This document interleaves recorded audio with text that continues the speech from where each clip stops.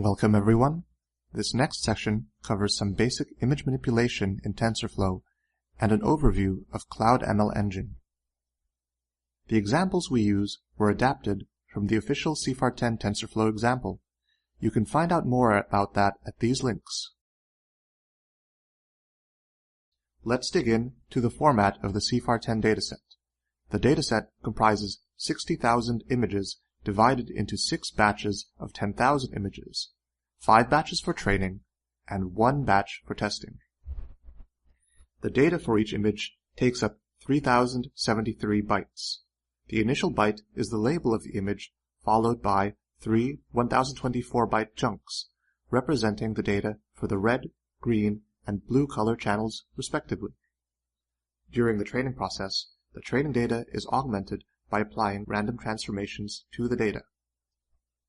In the train step, after an image is read, this example uses TensorFlow's image libraries to randomly flip, crop, and adjust the brightness and contrast of the image. This effectively increases the size of our training set and makes the model less prone to overfitting. Let's go over a lab now to get a better feeling for working with TensorFlow's image manipulation libraries. In this lab, we're going to do a little bit of low-level image handling, and we'll explore some of the tools TensorFlow has for manipulating images. By the end of the lab, I hope you will have a better sense of what's in the CFAR10 dataset and what tools TensorFlow has available for image manipulation. To start off, we need to download and extract the CFAR10 dataset. I've already done that for this video. We have 5 batches of training data and 1 batch of test data. Strings corresponding to the label byte in our training examples are in batches.meta.text. We can see that we have 10 labels. Let's try reading one example, displaying it with image plot, and checking its label. We read the first byte, which gives us our label, then the 3,072 bytes for our image. Remember that we want the data to be 3 32 by 32 blocks, 1 for each color channel. However, our data is one continuous chunk, so we need to reshape it. Since we're using Matplotlib's imshow to display the data in our notebook, we need to swap the axes after reshaping the array, since it expects a different format than the way the data was stored. So let's see what the first image looks like.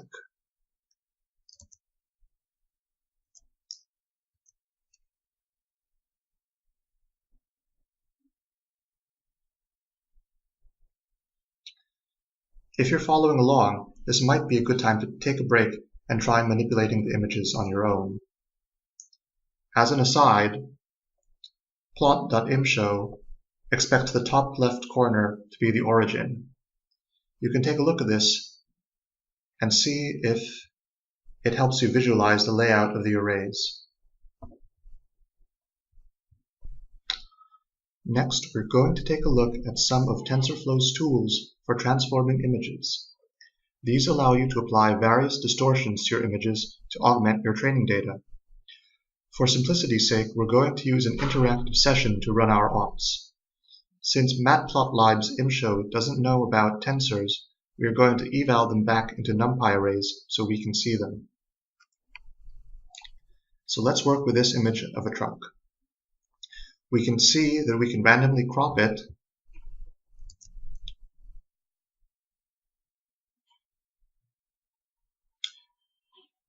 randomly flip it left or right,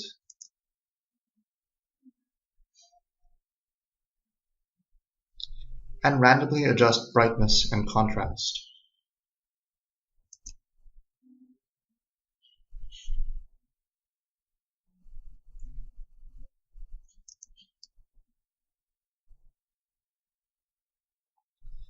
If you're following along, you might want to try this out for yourself before continuing.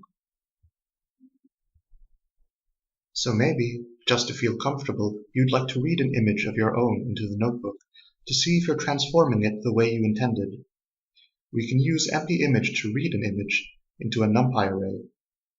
Since the mandrill image is already in this lab, let's try reading it and resizing it.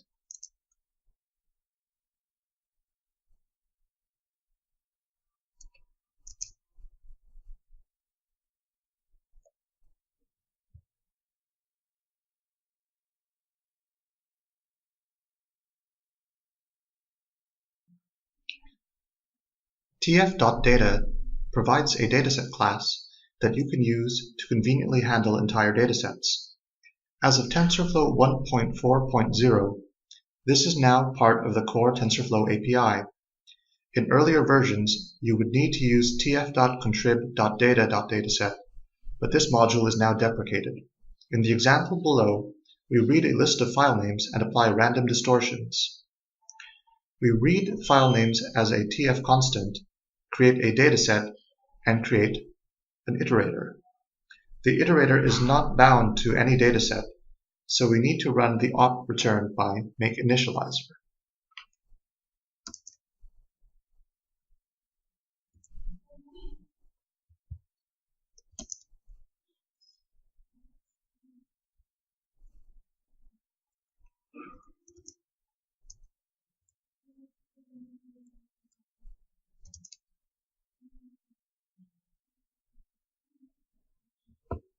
The dataset class also has a map method that you can use to apply a function to an entire dataset.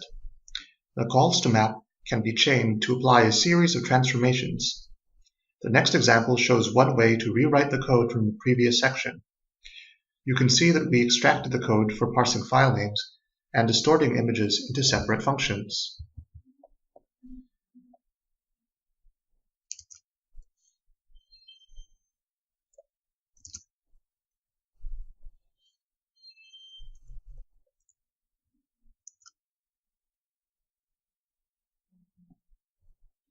As one last thing to do in this lab, we'd like you to try training the model from the next lab on your data lab instance. I stopped training after 10 minutes, so let's take a quick look at the TensorBoard.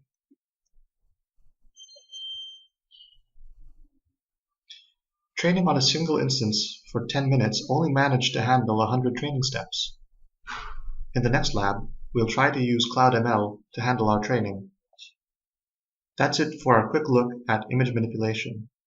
I hope everyone is a little bit more comfortable working with images in TensorFlow now.